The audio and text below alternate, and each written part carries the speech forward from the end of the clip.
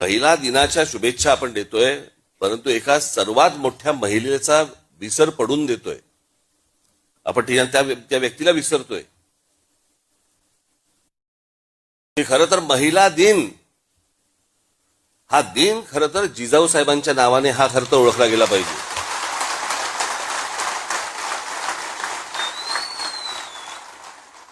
लहान असताना वडील कुठेतरी मोगलांकडे चाकरी करतायत हे ज्या मुलीला पाहवलं नाही,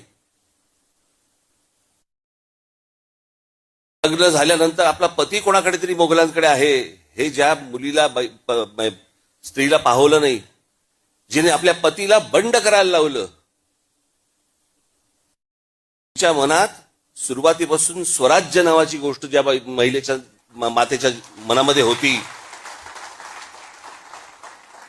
तिने आपल्या मुलाकडनं ते स्वराज्य घडवून आणलं.